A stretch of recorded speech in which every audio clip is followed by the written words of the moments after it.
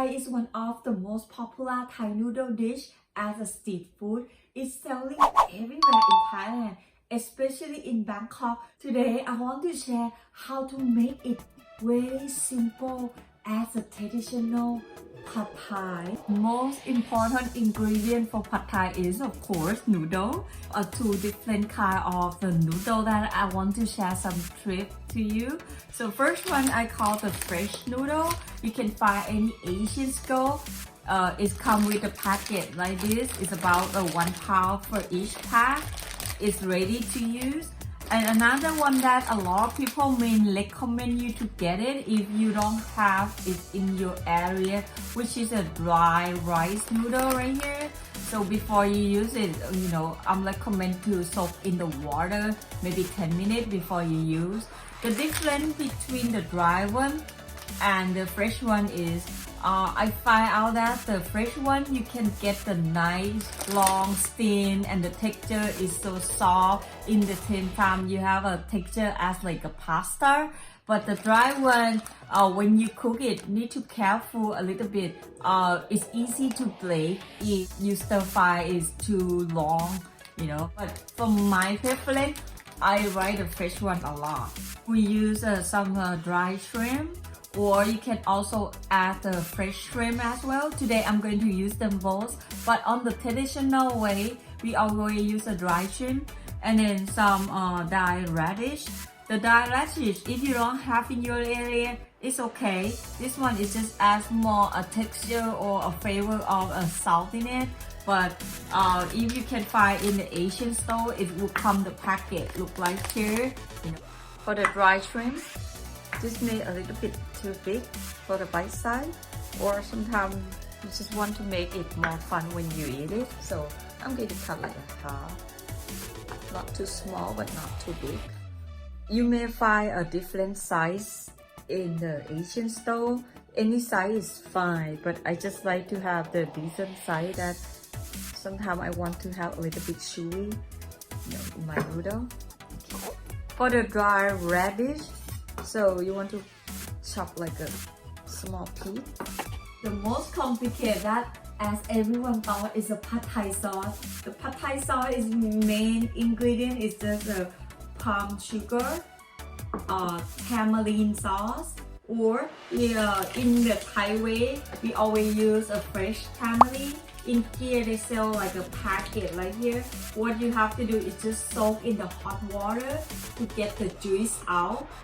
But is this okay if we want to use a tamarind paste? It comes with a bottle like this, and you can see that it's kind of like a sauce that ready to use, which is very convenient. And I found it's the same taste. Now, some recipe may tell you that you can also use a tomato sauce or ketchup and sriracha sauce. I would say in really traditional Thai way, we don't really use these two sauce. But I find out when you add a little bit, it makes the color is so nice, add some of the red and orangey, which is very good. And the taste is not far away from sweet and a little bit sour and spicy, which is go very well. So, if worst case you cannot really find a tamarind sauce in your area, I think it's okay to use either tomato sauce or sriracha sauce like a substitute. So this is a palm sugar. They come with like a bowl shape, and it's very tough. You can see here. So the way we do is we're going to do the thin slice here. See here. So this way it can be easy to cook. Shallot. You may find out that, Sud, your cooking always use a lot of shallot. I think one of the reasons we don't really have the French onion in my country, or maybe it's more expensive, but shallot in Thailand is cheaper. So that's why people always use a shallot. I'm Thai, I always, try to looking for the shallot in here. You want to do like a square.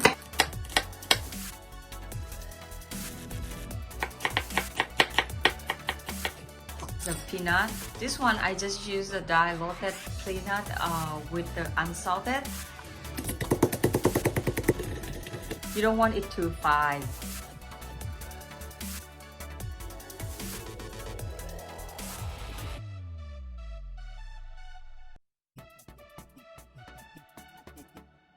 Caramelize the palm sugar first. It's going to be golden brown. If you don't have the palm sugar in your area, I would recommend the brown sugar and you can caramelize in the same way. Add the tamarind seed. Some fish sauce. If you are vegetarian, you can use a salt. Some avocado oil. We're going to stir fry with the tofu first. Cook tofu until the nice golden brown right here. Okay, it's ready. To stir fry the dry chili a little bit to make it a little bit crunchy. Some people may just will put it to the noodle directly, but it's more chewy. So I just want to have a touch of the nice crunchy here.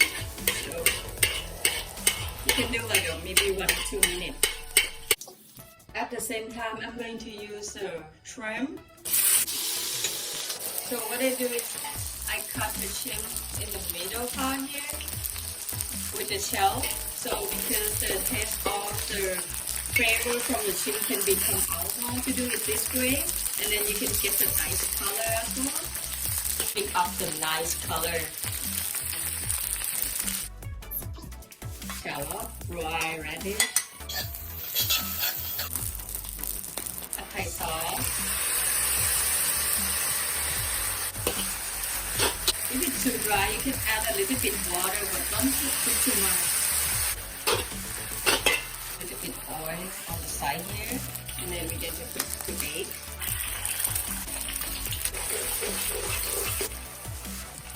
When the egg starts setting right here, then you start mixing with the noodle.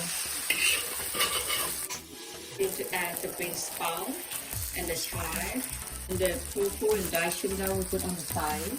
Put some more sauce.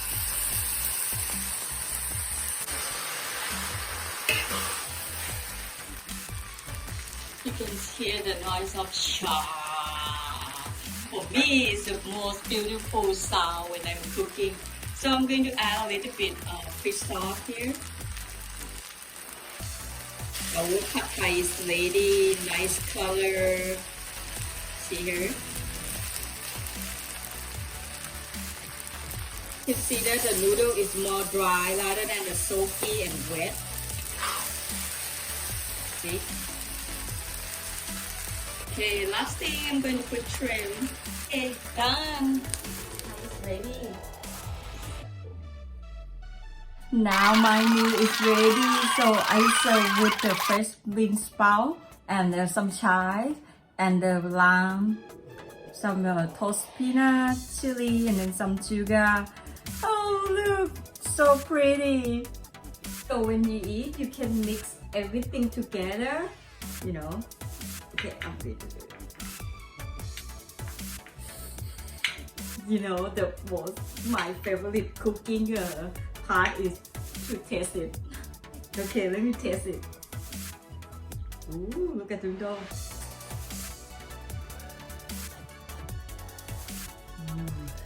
The wonderful taste of the pad thai is they have like a 5 flavor in the same dish, which is they have some sour, some sweet, some salty, and then kick spice with chili that we just put in here, and then some freshness of the chive and the bean sprout.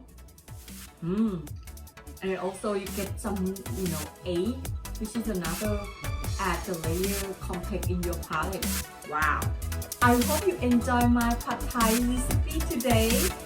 Please share your photo if you cook one, and if you have any question, please feel free to inbox. Make sure you turn on the notification so next time when I release a new recipe, you won't miss it. Thank you so much.